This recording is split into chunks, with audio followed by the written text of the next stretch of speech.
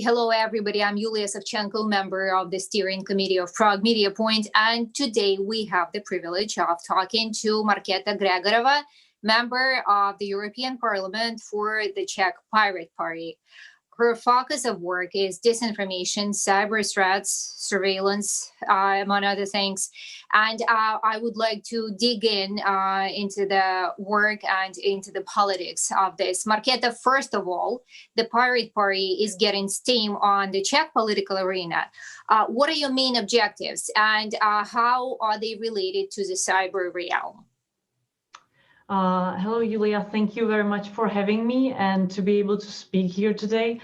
Well, if we are talking about the main objectives of the pirate parties, which is not only on the Czech scene, but also internationally, that's definitely to have informed society that can really make informed decisions in a system that allows them to do so. And the system ideally would be let's say, progressive in terms of the technology.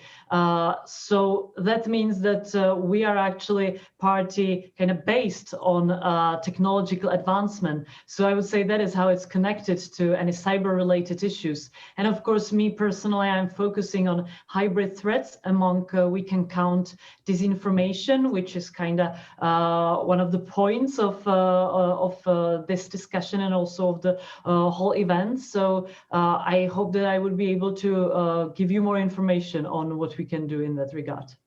That was exactly my question.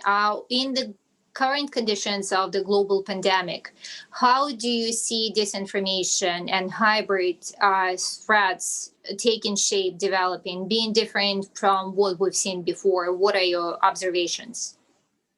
Of course, disinformation in its essence are using and abusing any divisions that are existing in the society. It is not bringing usually anything new to the table. It is already something that divides people, thematic on which they already disagree, and just adds the fuel into the fire. So, of course, the pandemic was a great thing happening for disinformators and a terrible thing happening for our democracies. Let me just say it a little bit more broadly. What disinformation are best at is really dissolving the truth and also weakening the trust in institutions. And why do we need trust in institutions? Well, because on the institutions, our democracies are built. So we can actually say that if we let this disinformation problem go too far, either with the pandemic or with whatever, it won't be just about reading some false articles or having too much information or the internet or whatnot.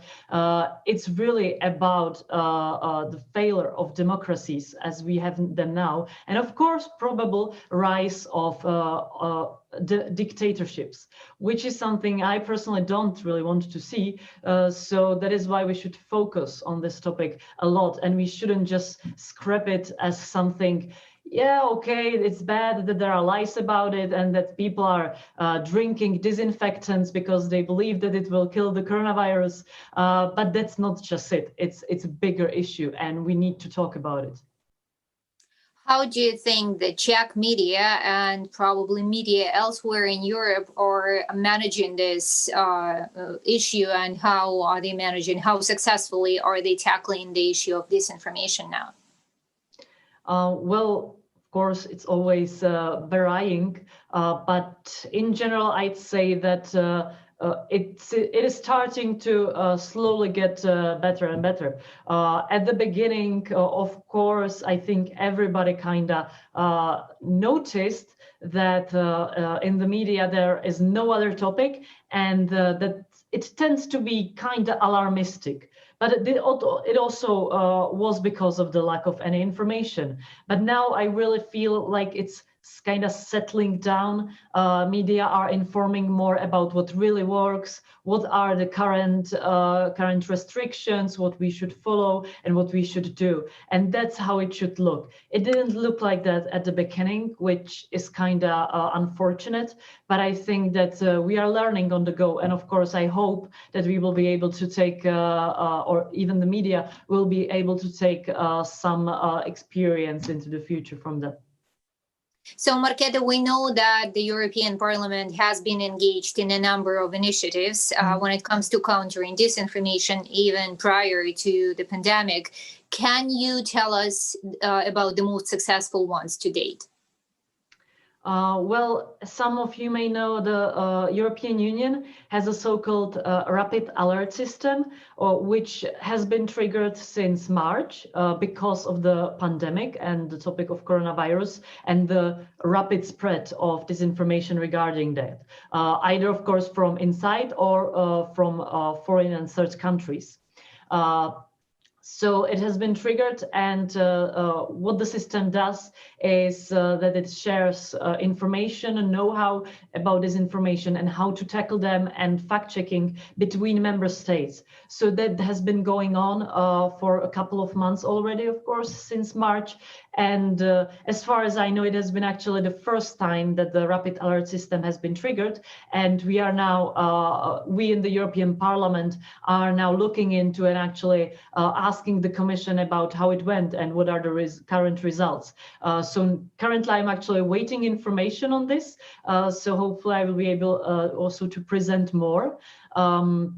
As for any further actions, today, actually, on Thursday, there has been presented a European Democracy Action Plan from the Commission, which is going to be a huge thing for not only, of course, the pandemic and disinformation, but from transparency of political campaign financing and media in general, and of course, let's say freedom of speech, which will be, of course, preserved.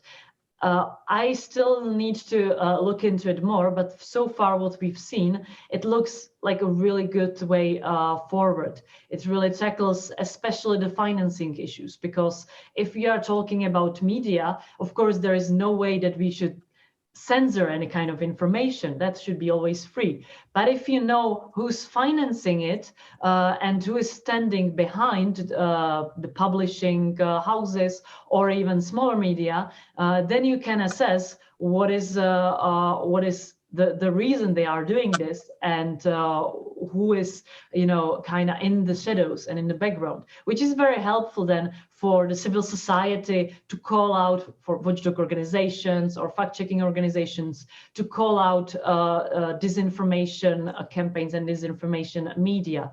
So I think that is a great step forward. It also follows up on the code of practice that the Commission issued, I think a year ago, or half a year ago, where the social media voluntarily join, and the biggest ones, Google, Facebook, TikTok, Twitter, they actually voluntarily joined and are transparently publishing their fact-checking intents and their fact-checking methods.